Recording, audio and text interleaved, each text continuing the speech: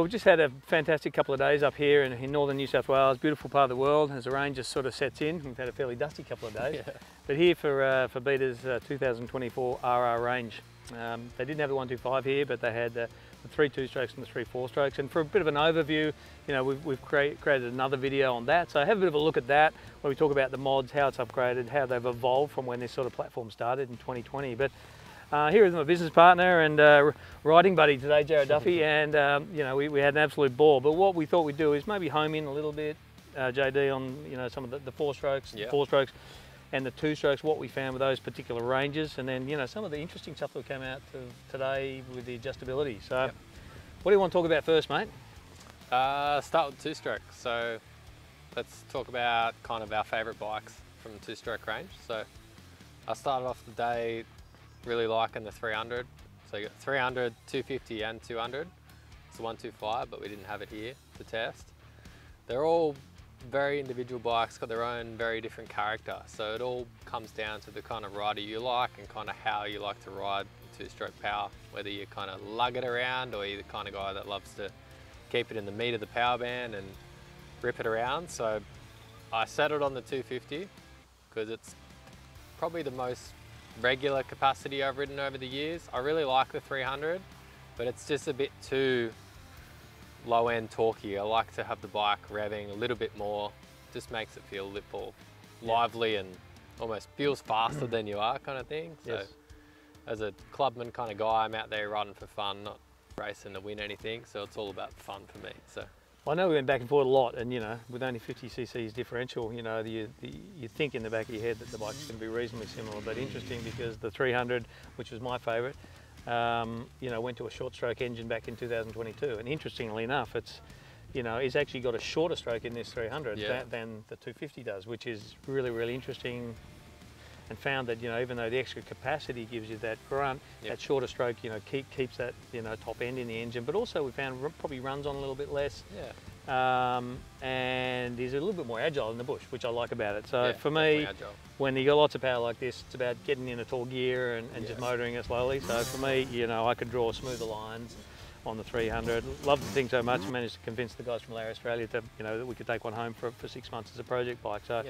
It's going to be really interesting, you know, work on this, evolving it, just working with it, getting it to, you know, just to suit us.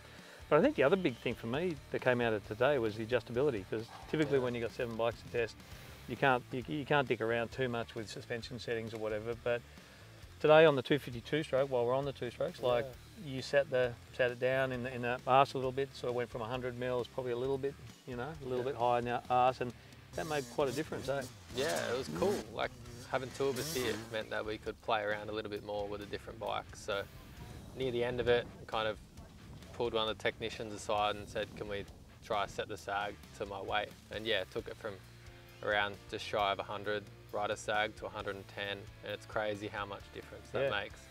110 is kind of that sweet spot for these bikes, and yeah, just sat the rear end down. It felt like we'd almost gone up the spring rate in the front, like everything just was so much more balanced and a lot nicer. Everything from like straight line stability over the bumps was a lot more comfortable, and like went from having a couple moments here and there to no moments, but it still turned really nice. It wasn't pushing in the front. It took that knifey thing out and just turned into a sweepy turn, right, Yeah, it made you feel like you were 20% better rider than you were, because you could just draw a line in the turn and just hold your momentum instead of kind of having a couple of goes at it. So and having the opportunity to couple that with sort of the tool-free, you know, preload adjuster, you know, made quite a big difference too. I actually found that, you know, when we did that with the 250 coming down the hill, you know, where you're punching those braking bumps and sort of like, shit, how hard should I hit those things? Just gave a lot more composure to the thing. The other interesting thing, and you know, I was talking to Jeff Ballard out here today too. He said the only fork that he bottomed were the 2-stroke fork. So I think again we're yet to see the specs, you know, and the differential between 2 and 4 strokes. But and when I say bottom, it happened once or twice a lap. You know, when you're slamming stuff really hard, braking bumps, slamming into the face of stuff, cheating out.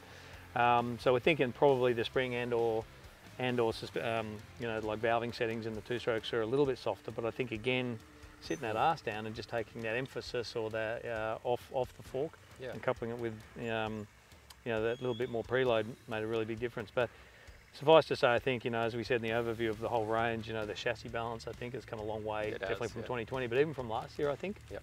Yeah. 4-strokes. Can we talk about them now? Yeah, we can. What was your favourite? Well, let's not go there straight away, but first of all, you've got to say, on paper, you're thinking these things are going to step on each other's toes. How can you have a 350, 390, 430 and 480 and they're not all be just a 15th apart, but they are. Yeah. They're super different. Interesting for me, when you go from 350 to 380, it's stroked, but then you go from the 430 to the 480, it's actually bored. You go from a 95 mil to a 100 mil slug. Yeah. So, but just the differentials. But yeah, look, the 390 was my favourite last year. It's the thing that got as a project bike, and it remains my favourite for the simple reason that it's, a lot of people say that the 350 is the best of both worlds, but I think the 390, it leaves you wanting more with the 350 in terms of torque, and yet you get on a 430, 480, and you're like, oh, there's more gyro to muscle this thing around, and I got more buggered. So it's something about it. It's a sweet spot. It's just this little, it's like a percussion instrument, that motor. And I think, when the motor, and you can pick your lines, pick power, when the power can help you draw lines perfectly, everything else sort of falls into place for me. How about you? Yeah, ended up at the same point, but I jumped on the 350 and I was like, why is everyone talking about the 390? The 350 is bloody epic. Yeah. So it wasn't until I backed that up and then jumped on the 390, I was like, okay, I'm starting to get it. It's like a 350 with a slip-on pipe and a little bit of something. Bit of race work. Yeah. It just got that pickup off the bottom. Yeah. And it's really good because it just when you, I don't know, you bury it in a corner a bit too deep, or you come in and shift wrong, you just got that little bit more recovery, a little bit more pickup to just keep you motoring along. So in the end, I was set on the 390 as well. Really cool. I've got to say, the 430 was close. It's come close with me. It's a revier engine. It's quite a big difference when you go to the 480. That's just a big, mean monster, But I think. But yeah, I don't notice it with those bigger capacity ones on the first or second lap. But if I'm 10 or 15 minutes into riding, I'm feeling it. Upper body, just muscling the things around.